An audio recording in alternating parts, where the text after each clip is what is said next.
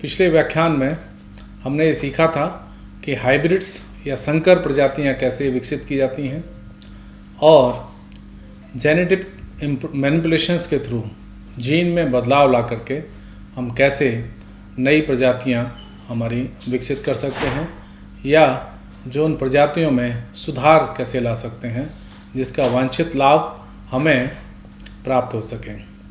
इस लेक्चर में हम ये सीखेंगे कि जो जेनेटिक इम्प्रूवमेंट है, हमारा जो आनुवांशिक सुधार के माध्यम से हम ग्रोथ में, मछलियों की ग्रोथ में, विकास में, उसकी जो डिजीज़ की रेजिस्टेंस है, रोग प्रतिरोधक क्षमता है, उसको कैसे विकसित कर सकते हैं और जो विभिन्न प्रकार के इन्वायरमेंट चेंज आते हैं इन्वायरमेंट में, उनकी सहनशीलता कैसे इस मछलियों के प्रति बढ़ सकती है, इसके बारे में हम विस्तृत चर्चा करेंगे। तो आइए हम देखते हैं कि मछली पालन में जेनेटिक इम्प्रूवमेंट का लाभ किस तरह से प्राप्त कर सकते हैं। मछली पालन आज के समय में बहुत ही इम्पोर्टेंट, बहुत ही महत्वपूर्ण विषय है, विधा है। देश इसका लाभ ले रहा है। आप अगर देखें तो पिछले 10 सालों में मछली पालन के क्षेत्र में देश में अभूतपूर्व सफलता प्राप्त हुई है, अभूतपूर्व विकास हुआ है। पिछले 10 सालों में जो इस समय वर्तमान में फ़िश प्रोडक्शन है वो 184 लाख टन तक पहुंच गया है प्रति वर्ष, जो कि 2013 और 14 में इसका लगभग आधा था, यानी कि 95.7 लाख टन था। ये उत्पादन बढ़ करके डबल हो गया है, दुगना हो गया है। इंडिया, भारत अब दूसरे स्थान पर है मछली के उत्पादन में, चीन के बाद। चीन प्रथम स्थान पर है। इसके जो हमारा शेयर है, लगभग 8% का शेयर है हमारा ग्लोबल फिश प्रोडक्शन में। पहले जो मरीन सेक्टर था हमारा, उससे हमारा उत्पादन ज़्यादा आता था और जो इनलैंड सेक्टर है, अंतर्देशीय जल क्षेत्र हैं, वहाँ से उत्पादन कम आता था। लेकिन पिछले 15-20 सालों में यह उल्टा हो गया है। 75% वर्तमान में 75% से अधिक उत्पादन हमारा अंतर्देशीय क्षेत्रों में उत्पादन से प्राप्त होता है, जो कि लगभग 139 लाख टन है। यह एक बड़ा चेंज आया है। ग्लोबली हम एक्वाकल्चर में भी, यानी कि मत्स्य उत्पादन के क्षेत्र में भी, मत्स्य पालन के क्षेत्र में भी हमारा उत्पादन है वो दूसरे स्थान पर है। मत्स्य जो श्रिम्प एक प्रजाति है मछली की, उसको ब्रीड करने में, उसका जो प्रोडक्शन करने में हमारा जो है वो प्रथम स्थान है, हम लीड करते हैं। और जो पकड़ना है, कैप्चर फिशरीज से, प्राकृतिक संसाधनों से जो मछली पकड़ी जाती है, उससे जो उसमें भी हम तीसरे स्थान पर हैं। तो हम देश, पूरे विश्व में हम अग्रणी स्थान रखते हैं चीन के बाद मछली के उत्पादन में। हमारी सरकार ने इस समय पर जो मछली उत्पादन का लक्ष्य है वो 22 मिलियन मीट्रिक टन, यानी कि 220 लाख टन का लक्ष्य रखा है 2024-25 में। तो बढ़ती हुई जो हमारी दशा है उसको देखते हुए जो हमें ये जो उत्पादन अचीव करना है, उसमें जो मुख्य भूमिका होगी वो प्रजातियों के जो डाइवर्सिफिकेशन है या विविधीकरण है, यानी कि ज़्यादा से ज़्यादा मछलियाँ, प्रकार की मछलियाँ, ज़्यादा से ज़्यादा प्रकार की मछलियाँ मछली पालन में आएँ और अच्छी गुणवत्ता की मछलियाँ, अच्छी प्रजातियों की जो मछलियाँ हैं, अच्छी गुणवत्ता वाली प्रजातियों की मछलियाँ और उनका बीज का उत्पादन इसमें महत्वपूर्ण भूमिका निभाएगा। तो इन सब बातों को देख करके हम अच्छी गुणवत्ता की मछली का बीज उत्पादन कैसे करें, जिसमें जीन मैनिपुलेशन का उपयोग कैसे करें, ये हम आगे सीखेंगे, देखेंगे। जो हमारा प्रयोग है, अनुप्रयोग है, इन जेनेटिक इम्प्रूवमेंट का जो प्रयोग है, हम कहाँ कहाँ कैसे कैसे कर सकते हैं, इसके बारे में हम जानना चाहते हैं।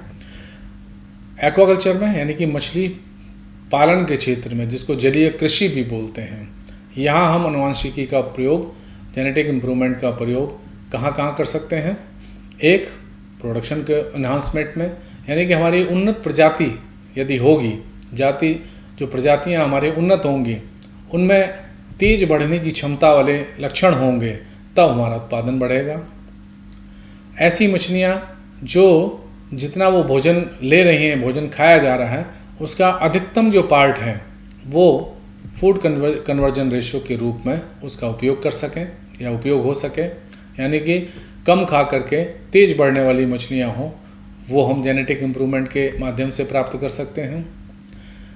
बहुत सारी मछलियों में बीमारी या पैरासाइटिक इन्फेक्शन हो जाते हैं, जिसकी वजह से मछलियाँ बीमार हो जाती हैं और या तो मर जाती हैं या उनकी वांछित बढ़त नहीं हो पाती है। ऐसी मछलियों के लिए डिजीज़ रेजिस्टेंस या पैरासाइटिक रेजिस्टेंस जो स्ट्रेन्स हैं, ये जो प्रजातियां हैं, वो हम इसके माध्यम से प्राप्त कर सकते हैं जेनेटिक एप्लीकेशन के जेनेटिक इम्प्रूवमेंट के माध्यम से, जेनेटिक इंजीनियरिंग के माध्यम से या जेनेटिक मैनिपुलेशन के माध्यम से। ऐसे ही जो इन्वायरमेंट फुटप्रिंट है उसको भी कम करने की आवश्यकता है, हमारा जो पोल्यूशन है उसको कम करने की आवश्यकता है।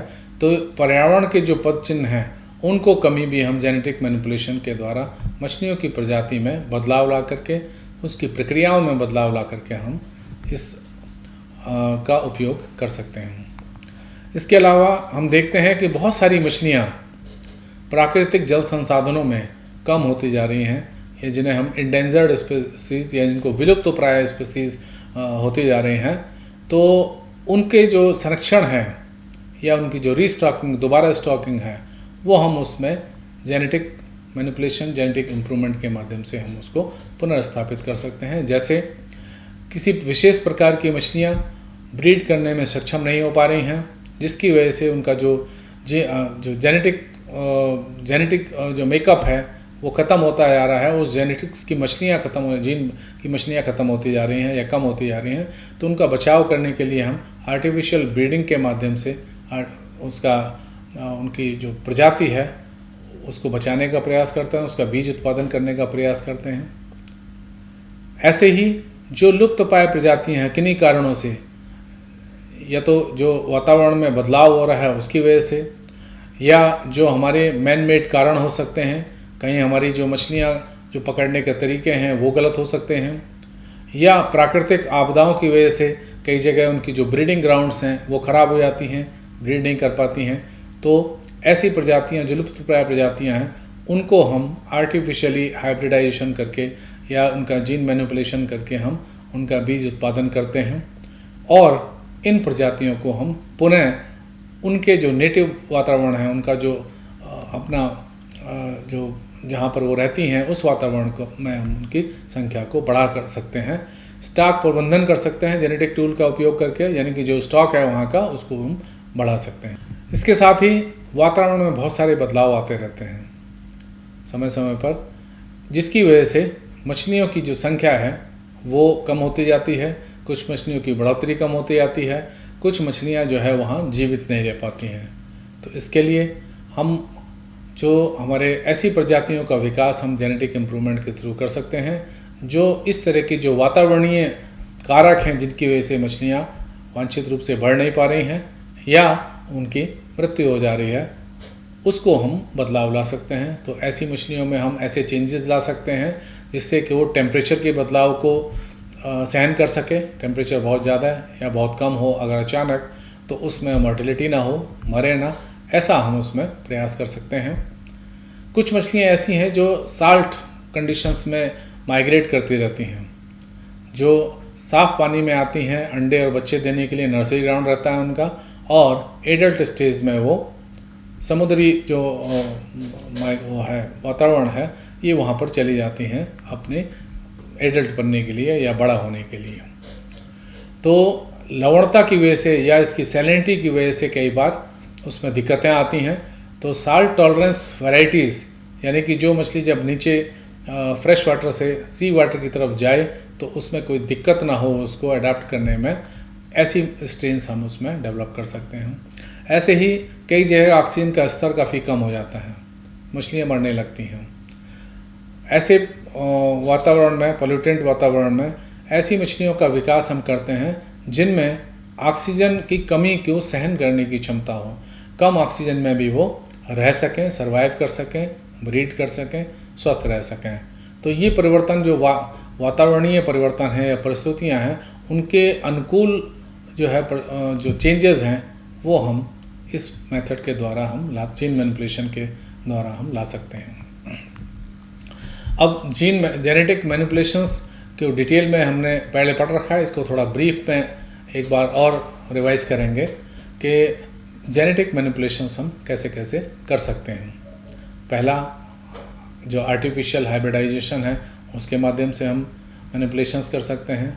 आर्टिफिशियल हाइब्रिडाइजेशन वहाँ किया जाता है जहाँ सामान्य रूप से मछलियाँ आपस में, जो प्रजातियाँ आपस में मैटिंग नहीं करती या इंटरब्रीड नहीं करती या आपस में ब्रीडिंग नहीं करती। उस कंडीशन में इन मछलियों को आर्टिफिशियल तरीक़ों से कंट्रोल कंडीशंस में मैनुअली गैमेट मिक्सिंग के माध्यम से, यानी कि अंडे और उसके जो स्पर्म है उसको मिक्स करके हम इसको प्राप्त करते हैं। इस प्रकार जो मछलियाँ स्वयं में सक्षम नहीं हो पाती हैं आपस में मैटिंग करने में, उनको हम आर्टिफिशियल तरीके से मैटिंग कराते हैं। कई तरीके हैं इसको इम्प्रूव करने के लिए, जैसे हैंड स्ट्रिपिंग। कुछ मछलियाँ ऐसी होती हैं कि जो मैच्योर तो होती हैं जिनके, लेकिन अंडे नहीं होते और स्पानिंग नहीं हो पाती है उनमें। स्पानिंग नहीं हो पाती तो इससे उनका अंडे निकल नहीं पाते हैं और बच्चे पैदा नहीं हो पाते हैं, ऐसी मछलियों को। दूसरे कुछ मछलियाँ ऐसी होती हैं तो इन मछलियों को हम हैंड स्ट्रिपिंग के माध्यम से अंडे देते हैं। तो इसमें हम मैच्योर मछलियों को छांटते हैं। मैच्योर में जो हमारी परिपक्व मछलियाँ हैं, मादा और नर, मादा मछलियों से अंडे हम स्ट्रिपिंग के माध्यम से, यानी कि हाथ से उनको थोड़ा प्रेशर लगा करके उसके जेनेटल ओपनिंग से, जननांगों जनन छिद्र से हम अंडों को एक ट्रे में, सूखी ट्रे में निकालते हैं। इसके बाद नर मछली से जो स्पर्म है, मिल्ट स्पर्म है, उसको हम इसमें स्ट्रिपिंग के माध्यम से ही निकाल करके मिक्स करते हैं। और मिक्सिंग के बाद उसको अच्छी तरह से मिलाने के बाद 1-2 मिनट तक इसी प्रकार रखते हैं। इसमें फर्टिलाइजेशन हो जाता है, स्पर्म फर्टिलाइज कर देता है अंडों को, और इसके बाद इन अंडों को हम धो देते हैं, पानी डाल करके इसको साफ़ कर देते हैं। जो एक्स्ट्रा मिल्ट होता है वो यहाँ से निकल जाता है, जो अंडों को ख़राब नहीं करता है। और इस प्रकार इन अंडों को हम हैचरी में या हापा में, ब्रीडिंग हापा में या हैचिंग हापा में या हैचिंग टैंक में रख करके हम इसको बच्चे पैदा करते हैं इसके, या इसकी हैचिंग कराते हैं। दूसरा मेथड हार्मोन इंडक्शन का। कुछ मछलियाँ ऐसी होती हैं कि जो हमारा कंट्रोल कंडीशन है या वातावरण है उसमें, नदियों में तो अंडे देती हैं आपस में, लेकिन जो रुका हुआ पानी है या तालाब है, ये जो कंट्रोल कंडीशन है उसमें अपने आप अंडे नहीं देती हैं, क्योंकि उनका जो हार्मोन का लेवल चाहिए होता है, रिक्वायर्ड लेवल हार्मोन का, वो हार्मोन का लेवल इतना नहीं हो पाता कि उनमें ओवुलेशन और स्पानिंग हो सके। आप जानते हैं कि जो मछलियाँ ब्रीड करती हैं वो वातावरण को देख करके उनका जो ब्रेन है वो एक्टिवेट होता है। वातावरण में क्या चीज़ें होती हैं, बारिश हो रही होती है, फ्लडेड कंडीशन होती है, बाढ़ जैसी कंडीशन होती है, पानी का तापमान 28 से 32 डिग्री सेंटीग्रेड के आसपास होता है। इस तरह की जो सिचुएशन है वो मछली के ब्रेन द्वारा सेंस की जाती है, ब्रेन में जाती हैं और ब्रेन को ये इंड्यूस करती हैं। वहाँ से एक हार्मोन निकलता है, वो उसका हार्मोन का जो नाम है वो है गोनाडोट्रोपिन रिलीजिंग हार्मोन, जिसको शॉर्ट में GnRH बोलते हैं। जो GnRH जब निकलता है एक्टिवेट होकर के ब्रेन से, वो पिट्यूटरी ग्लैंड एक्सट्रैक्ट में जाता है, और पिट्यूटरी ग्लैंड एक्सट्रैक्ट में वहाँ से 2 हार्मोन निकलते हैं, एक फॉलिकुलर स्टिमुलेटिंग हार्मोन होता है, एक ल्यूटेनाइजिंग हार्मोन होता है। तो ये FSH और LH मछलियों में ओवुलेशन को प्रेरित करता है। अंडे इसमें निकलते हैं और जो मिल्ट है वो इसमें निकलता है, इंजेक्शन के इंड्यूस होकर के ये निकलते हैं। दोनों इस प्रक्रिया को करने के लिए हम हैचरी का उपयोग या ब्रीडिंग हापा और हैचिंग हापा का उपयोग करते हैं। तो ये एक तकनीक है जो मछलियाँ आपस में ब्रीड नहीं कर पाती हैं, उनको हम हार्मोनल इंडक्शन के थ्रू करते हैं। अगर हम हार्मोन, जैसा कि हमने पहले भी बताया कि हार्मोन 2 तरह के होते हैं, एक नेचुरल हार्मोन जो हाइपोफाइसेशन टेक्निक में यूज़ होता है, पिट्यूटरी ग्लैंड एक्सट्रैक्ट का बना करके हम हार्मोन यूज़ करते हैं, जिसमें जो LH और FSH हैं वो दोनों हार्मोन होते हैं जो आगे गोनाड्स पर जा करके आगे की जो प्रक्रिया है उसको बनाते हैं। ऐसे ही जो सिंथेटिक हार्मोन है उसमें GnRH होता है, GnRH जो ब्रेन से निकल रहा था, GnRH के इंजेक्शन से पिट्यूटरी ग्लैंड से गोनाडोट्रोपिन्स निकलते हैं और उनका हम इंजेक्शन लगा करके इसको हम हार्मोन से इंड्यूस कर सकते हैं। तो ये एक तरीका था। इसके बाद जो तीसरा तरीका था hybrid embryo transfer. Hybrid embryo transfer में हमने जो मछलियाँ जो विविपेरस मछलियाँ हैं जो बच्चे देती हैं और जो बच्चे देने में सक्षम नहीं हो पाती हैं, उन मछलियों में अच्छी गुणवत्ता के जो एम्ब्रायो है, यानी कि 2 मछलियों को मेल नर और मादा से जो मछलियां हैं उसको ब्रीड कराने के बाद में जो फर्टिलाइज होने के बाद एम्ब्रायो डेवलप होता है, उस एम्ब्रायो को हम जो टारगेट हमारी फ़िश है, तीसरी मछली जो टारगेट फ़िश है, उस मछली के जो रिप्रोडक्टिव ट्रैक्ट है उसमें उसको हम रखते हैं। तो ये भ्रूण स्थानांतरण करते हैं और इससे जो है वो अच्छी क्वालिटी का जो सीड है वो पैदा होता है। इसके साथ ही मैंने जेनेटिक इम्प्रूवमेंट के और जो मेथड थे जिसमें ट्रांसजेनेसिस था।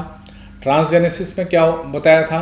ट्रांसजेनेसिस में बाहर से जीन को इंट्रोड्यूस करते हैं, जो वांछित गुणवत्ता का जीन है उसको हम इसमें इसको इंट्रोड्यूस करते हैं और इस जीन की वजह से मछलियों में की जो गुणवत्ता है उसमें सुधार होता है।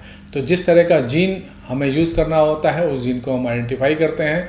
वो जीन ग्रोथ के लिए हो सकता है, वो इम्यूनिटी डेवलपमेंट करने के लिए हो सकता है, वो डिजीज़ रेजिस्टेंस डेवलपमेंट करने के लिए हो सकता है, या इन्वायरमेंटल चेंजेस को विदस्टैंड करने के लिए, उनको सहनशीलता बढ़ाने के लिए वो काम कर सकता है। तो ऐसे जीन को हम इसमें इंट्रोड्यूस करते हैं। दूसरा मेथड हमने पहले भी बताया था, CRISPR-Cas9 जीन एडिटिंग, यानी कि इस मेथड के द्वारा जो जीन हमारे काम का नहीं होता उस जीन की एडिटिंग करते हैं, उस जीन को हम हटा देते हैं, या तो रिमूव कर देते हैं पूरी तरीके से, या उस जीन में मैनिपुलेट कर देते हैं। जो भी हमें उसमें कारक इंट्रोड्यूस करना है, चाहे ग्रोथ का हो चाहे रेजिस्टेंस का हो, वो आर्टिफिशियली उस जीन का सीक्वेंस बना करके हम उस सीक्वेंस को के द्वारा जो उसका ओरिजिनल जीन है उसको एडिट करते हैं। इसी प्रकार जीन साइलेंसिंग एक मेथड था जिसके द्वारा जो जीन हमारे लिए वांछित नहीं होता, जिसकी वजह से दिक्कत होती है, जो हो सकता है डिजीज़ को कारण बनता हो या जो ग्रोथ को सप्रेस करता हो, तो उस जीन को हम आरएनए का एक मैसेंजर भेज के, आरएनए का एक टुकड़ा भेज करके उसके अंतर्गत हम उसको आइडेंटिफाई करते हैं और उसकी जो प्रोटीन है उस प्रोटीन को डीएक्टिवेट कर देते हैं, जिससे उस प्रोटीन की वजह से जो एक्टिविटी हो रही होती थी, चाहे वो ग्रोथ को रोकने वाली एक्टिविटी थी, चाहे वो डिजीज़ का पैदा करने के कारण वाली एक्टिविटीज़ थी, उसको वो रोक देता है। तो ये जीन साइलेंसिंग हुई। पॉलीप्लॉइडी इंडक्शन में हम देखते हैं उसमें कि क्रोमोसोम जो है वो डिप्लॉयड कंडीशन में होता है, यानी कि 2 जोड़ों में होता है, 2 जोड़े के फॉर्म में होता है, डिप्लॉयड कंडीशन में, नॉर्मल कंडीशन में। इसमें हम और जो डिप्लॉयड होता है वो मियोटिक और माइटोटिक डिवीज़न होता है सेल्स में फर्टिलाइजेशन के तुरंत बाद। तो उस कंडीशन में हम उस कंडीशन को हम डिस्टर्ब करते हैं, उस कंडीशन को पूरा नहीं होने देते हैं। जब उसको पूरा नहीं होने देते हैं तो जो डिप्लॉयड कंडीशन थी उसमें जीन की संख्या बढ़ जाती है। कई बार 3 पेयर हो जाती है, कई बार 4 पेयर हो जाती है। 3 पेयर अगर होती है तो ट्रिप्लॉइड हो गया, 4 पेयर हो गई तो डिप्लॉइड हो गया, जिसकी वजह से इनकी जो ब्रीडिंग है वो आगे की प्रोजेनी में ब्रीडिंग रुक जाती है, यानी कि स्टेराइल जो हमारा गुण है स्टेराइल का, उस तरह की प्रोजेनी या संतति प्राप्त होती है। गाइनोजेनेसिस या एंडोजेनेसिस, कई चीज़ें ऐसी हैं कि फीमेल मछली जल्दी मैच्योर हो जाती है किन्हीं प्रजातियों की, और वो जल्दी अंडे देने शुरू कर जाती है, अंडे दे करके बच्चे पैदा कर देती है। तो जो हमारी टेक्नोलॉजी है जिसके अंतर्गत हमने एक निश्चित मात्रा में सीड की क्वांटिटी को मेंटेन किया हुआ था, स्टेकिंग डेंसिटी मेंटेन की हुई थी, वो डेंसिटी चेंज हो जाती है, जिसकी वजह से जो ग्रोथ है वो रुक जाती है, मछलियाँ बढ़ नहीं पाती, वांछित उत्पादन नहीं हो पाता। तो हमें वहाँ जो एंड्रोजेनेसिस के तरीके से हमें वहाँ ऑल मेल पॉपुलेशन की आवश्यकता होती है। तो हम इस तरीके से जो ग्रोथ है फीमेल की उसको रोक देते हैं, उसके जो जेनेटिक मटेरियल है वो उसमें ट्रांसफ़र नहीं हो पाता, और एंडोजेनेसिस में सभी नर पैदा होते हैं, केवल नर का ही जो जेनेटिक मटेरियल है हो जाता है। ऐसे ही गायनोजेनेसिस में फीमेल की जहाँ ज़रूरत होती है और मेल की ज़रूरत नहीं होती, तो उस तरह की मछलियाँ इसके द्वारा, इस मेथड के द्वारा पैदा की जाती हैं। इसमें जो स्पर्म होता है उसको इनएक्टिवेट कर देते हैं ब्रीडिंग के टाइम पे, फर्टिलाइजेशन के टाइम पे, और जो इनएक्टिवेटेड स्पर्म है उसका जो जेनेटिक मटेरियल है वो प्रोजेनी में ट्रांसफ़र नहीं होता है। तो ये वो तरीके थे जिनके माध्यम से हम जेनेटिक मैनिपुलेशंस कर रहे हैं। अब हम देखते हैं कि किस किस मेथड से हम क्या क्या जेनेटिक मैनिपुलेशन कर सकते हैं। अब इसमें एक महत्वपूर्ण बिंदु ये भी है कि हम ये कैसे पहचानेंगे, इस पहचानने के तरीके क्या हैं कि कौन सा हमारा जीन, हमारा वांछित जीन है, किस जीन को हमें चेंज करना है, टारगेट जीन को पता कैसे लगाना है। उसके लिए कई मेथड हैं, उनको हम बहुत ब्रीफ में जानेंगे यहाँ। एक मेथड है मार्कर असिस्टेड सिलेक्शन। इसमें मार्कर का मतलब जो जीन होता है उसी तरह का जीन हम उसमें इंट्रोड्यूस करते हैं, डिज़ायरेबल ट्रेट्स वाला, और वो जो ग्रोथ भी हो सकता है या कोई और कारण हो सकता है, उसको हम भेज करके वहाँ मछली की सेल में भेज करके उसको आइडेंटिफाई करने का काम करते हैं। ऐसे ही जीनोमिक सिलेक्शन एक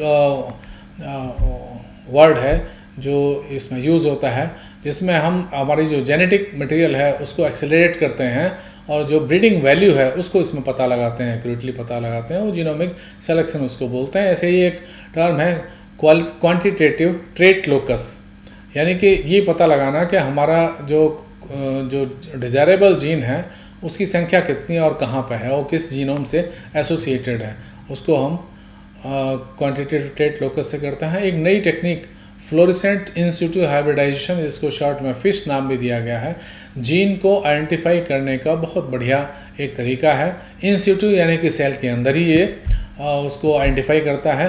फ्लोरेसेंस मतलब चमकने वाला एक पदार्थ जो है इसके साथ में एसोसिएटेड होता है। तो इसमें भी इस टेक्निक में एक फ्लोरेसेंट प्रोब, यानी कि इस प्रोब का मतलब जो जीन सीक्वेंस है, जो जीन सीक्वेंस है उससे हमारा फ्लोरेसेंस एक जो मटेरियल है वो बाइंड किया जाता है, और वो जैसे ही वो जो हमारा टारगेट जीन है वहाँ एसोसिएट होता है, वहाँ पर वो उसको हम पता लगा सकते हैं इस फ्लोरेसेंस की वजह से फ्लोरेसेंट माइक्रोस्कोप में कि ये कहाँ पर है। और ये कम्प्लीमेंट्री जीन्स जो प्रोब है ये वहीं जा कर के अटैच होती है जहाँ जो हमारी डिज़ायरेबल साइट होती है, जिसका हमें पता लगाना होता है। तो इन मेथड्स के द्वारा हम ये पता लगाते हैं कि हमारा जो टारगेटेड जीन है वो कहाँ पर है और जिसको कि हमको मैनिपुलेट करना है या चेंज करना है। अब बात करते हैं हम जीन का जो मैनिपुलेशन है वो जैसा बताया गया था कि डेवलपमेंट के लिए हम इसको जो शरीर विकास है या ग्रोथ है उसको चेंज करने के लिए हम आनुवंशिकी का प्रयोग करते हैं, आनुवंशिक सुधार का प्रयोग करते हैं। लक्ष्य होता है कि मछली का वज़न या उसकी लंबाई बढ़ जाए, जो हम भोजन दे रहे हैं उसकी दक्षता बढ़ जाए, फीड कन्वर्जन की जो रेशियो है वो बढ़ जाए, उसका सुधार हो जाए। और जब ये दोनों चीज़ें सुधार होंगी तो उत्पादन जो चक्र है वो भी छोटा हो जाएगा, यानी कि हमारा जो मछली जो हमें उत्पादित करनी है वो कम समय में हो जाएगी। तो ये हमारा टारगेट होता है ग्रोथ के लिए। अब इसमें कौन कौन से तरीके हम अपना सकते हैं, जो ऊपर हमने डिस्कस किए थे उनमें कौन कौन से तरीके से हम इसको अचीव करते हैं, प्राप्त करते हैं। एक था सेलेक्टिव ब्रीडिंग, जो हमने डिटेल में बताया कि सेलेक्टिव ब्रीडिंग के माध्यम से हम उचित गुणवत्ता के जो वांछित गुणवत्ता के जो जीन हैं उनको हम हाइब्रिड डेवलप कर सकते हैं। क्रॉसिंग के थ्रू हमने हाइब्रिडाइजेशन के टेक्निक के थ्रू हमने जो है वो इसको प्राप्त कर सकते हैं, ग्रोथ रेट एनहांस प्राप्त कर सकते हैं। जीनोमिक सिलेक्शन के थ्रू, यानी कि जिसकी जो ब्रीडिंग वैल्यू है वो उसमें ग्रोथ के ट्रेट हों, जिसमें ग्रोथ के करैक्टर्स हों, उनको भी हम जीनोमिक सिलेक्शन के थ्रू प्राप्त कर सकते हैं। और जो जेनेटिक इंजीनियरिंग यानी कि ट्रांसजेनेसिस और जीनोम एडिटिंग के थ्रू हम इन जीन को, जो डेवलपमेंट वाले जीन हैं उनको इनकॉर्पोरेट कर सकते हैं, और जो ग्रोथ को सप्रेस करने वाले जीन हैं उनको अलग अलग कर सकते हैं। अगर हम उदाहरण देखें जेनेटिक इम्प्रूवमेंट के, तो हमने नाइल तिलापिया का जो ओरियोक्रोनिस निलोटिकस जीन है इसको हमने इम्प्रूव किया है, और 85% तक जो फास्टर ग्रोथ है वो वाइल्ड स्टॉक की हमें इसमें मिल जाती है। और ये हमें मिली है genetically improved farm tilapia develop करके जो ये ग्रोथ हमको प्राप्त हुई है जेनेटिकली इम्प्रूव्ड फार्म तिलापिया के माध्यम से, यानी कि जेनेटिकली हमने इनको तिलापिया को इम्प्रूव किया है विभिन्न टेक्नोलॉजी से, जो ऊपर हमने डिस्कस की थी। ऐसे ही कॉमन कार्प को सेलेक्टिंग ब्रीडिंग के थ्रू हमने जो है इसकी 20 से 30% इम्प्रूवमेंट ग्रोथ रेट की है नेक्स्ट जनरेशन्स में। अटलांटिक साल्मन यूरोपियन फिश है, बहुत ही अच्छी कमर्शियल वैल्यू है। इसको हमने 2 से 6 गुना तक तेज़ ग्रोथ हमने इसकी प्राप्त की है ट्रांसजेनिक लाइन के माध्यम से, यानी कि ट्रांसजेनेसिस के माध्यम से हमने इसमें ग्रोथ का हार्मोन या ग्रोथ का जो जीन है, ग्रोथ हार्मोन का जीन है, वो हमने इसको ऐड किया है। इसको हम एक्वावांटी साल्मन भी बोलते हैं। ऐसे ही कैटफिश इक्टालुरस पंक्टेटस, बहुत अच्छी कमर्शियल वैल्यू है इसकी।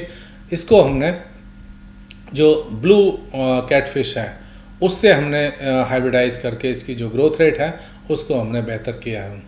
तो ये कुछ उदाहरण हैं जो हमने जेनेटिक इम्प्रूवमेंट के थ्रू प्रजातियों को उन्नतशील बनाया है। ऐसे ही बहुत सारी प्रजातियां इसमें डिजीज़ होने के चांसेस रहते हैं, डिजीज़ हो जाती है।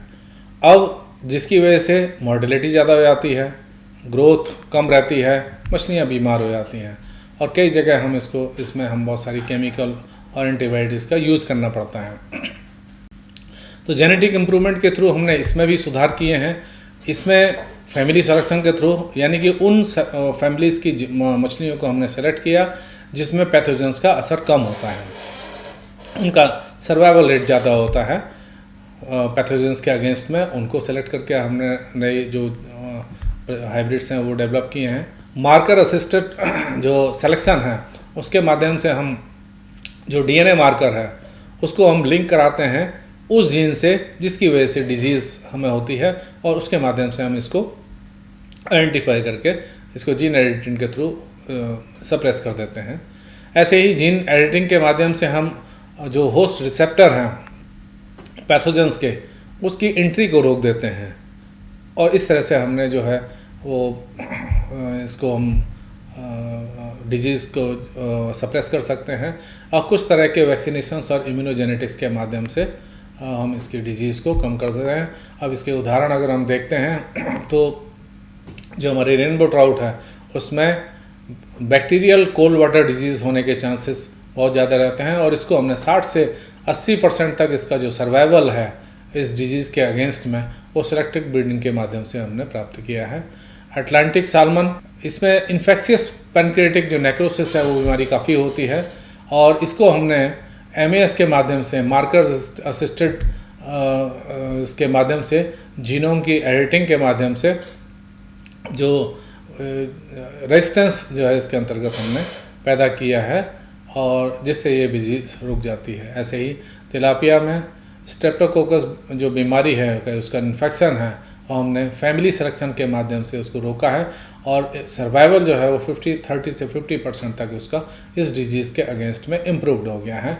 चैनल कैटफिश में इसी तरह से एडवर्सिला इक्टालोरी को हमने जो रोका है या उसके अगेंस्ट में हमने स्ट्रेन डेवलप किया है जो सेलेक्टिव ब्रीडिंग और हाइब्रिडाइजेशन के माध्यम से होता है। इसी प्रकार पर्यावरण के सुधार के लिए भी हमने जो सुधार किए हैं उसकी हम बात करें तो जैसे साल्ट जो टॉलरेंस है वो वैरायटीज़ डेवलप की हैं, टेम्परेचर फ्लक्चुएशंस को विदस्टैंड करने वाली, लो ऑक्सीजन को विदस्टैंड करने वाली या पॉल्यूटेड इन्वायरमेंट में जो मछली है पाली जा सकती हैं वो मछलियाँ के स्ट्रेन जेनेटिक मैनिपुलेशन के माध्यम से डेवलप किए हैं। तो इससे क्या होता है कि मछलियों की जो ग्रोथ है वो बढ़ती है, और जो इसका जो फार्मिंग रेंज है वो इसकी बढ़ जाती है। कौन कौन से तरीके जो हमने इसको इम्प्रूव करने के लिए किए हैं उसकी हम बात करें। क्रॉस ब्रीडिंग बहुत महत्वपूर्ण है, जिसके द्वारा हमने ऐसे स्ट्रेन डेवलप किए हैं जो इन्वायरमेंटल फ्रेंडली हैं या इन्वायरमेंट को विदस्टैंड करने की क्षमता रखते हैं। ऐसे ही सिलेक्शन अंडर इन्वायरमेंट स्ट्रेस दे करके ऐसी वैरायटियों को हम सेलेक्ट करते हैं जो उसमें सर्वाइव कर सकती हैं, और उसकी जो ब्रीडिंग है उसको बढ़ा करके उसकी प्रोजेनी को हम बढ़ाने का काम किया है हमने। ऐसे ही QTL मैपिंग के माध्यम से हमने आइडेंटिफाई किया है कौन सी स्ट्रेस टॉलरेंस जीन है और उन जीन को, स्ट्रेस टॉलरेंस जीन को हमने उसमें बढ़ाया, या कौन से जीन हैं जो स्ट्रेस को बियर नहीं कर पाते उनको हमने सप्रेस किया है। जेनेटिक इंजीनियरिंग के माध्यम से जो जीन हैं इन सब चीज़ों को टॉलरेट करने वाले, जो इन्वायरमेंटल फैक्टर्स को टॉलरेट कर सकते हैं, उन जीन्स को हम इंट्रोड्यूस करते हैं, किया गया है हमें। अब इसके हम जब उदाहरण देखेंगे तो साल्ट टॉलरेंस, तिलापिया का साल्ट टॉलरेंस जो जीन है वो हमने इम्प्रूव किया है, स्ट्रेन इम्प्रूव किया है, और ये क्रॉसिंग के द्वारा किया है ओरियोक्रोमिस मोजाम्बिकस और ओरियोक्रोमिस निलोटिस के जो क्रॉस है उसके द्वारा हमने हाइब्रिड स्ट्रेन्स बनाए हैं जो ब्रैकिश वाटर में भी अच्छे रह सकते हैं, सलाइन वाटर में भी अच्छी तरह से रह सकते हैं। यानी कि सलाइन वाटर और ब्रैकिश वाटर में जो फ्लक्चुएशन है साल्ट का उसको टॉलरेट कर सकते हैं ये स्ट्रेन। ऐसे ही हीट टॉलरेट जो स्ट्रेन है वो कार्प्स में, कतला, रोहू, मृगल, इंडियन मेजर कार्प्स में डेवलप किए हैं। इसका जो इसमें जो हाई टेम्परेचर कंडीशन है उसमें भी इनका जो सर्वाइवल है वो इम्प्रूव रहता है, इम्प्रूव देखा गया है। कॉमन कार्प का जो हंगेरियन मिरर कार्प स्ट्रेन है वो विंटर में सर्वाइव बहुत अच्छी तरह से करता है, जो कोल्ड टॉलरेंस जो जीन है उसमें मैनिपुलेशन करके किया गया है। ऐसे ही जो हाइब्रिड कैटफिश है इक्टालुरस पंक्टेटस और इसको जो क्रॉस है इक्टालुरस फोर्केटस, इसको द्वारा जो लो ऑक्सीजन कंडीशन है, जो टेम्परेचर टॉलरेंस है वो इसकी बढ़ाई गई है, और ये बढ़ाई गई है stress tolerance southern US aquaculture में। तो इस तरह से हम जो विभिन्न एनवायरमेंटल पैरामीटर हैं उन एनवायरमेंटल पैरामीटर्स को जेनेटिक मैनिपुलेशन के द्वारा जो विभिन्न तकनीकें हैं उनको अपना करके हम ऐसी स्ट्रेन और ऐसी प्रजातियां, ऐसी उपजातियां हम इसमें डेवलप करते हैं जो इन जो पैरामीटर्स हैं उसमें बेहतर परिणाम दे सकती हैं।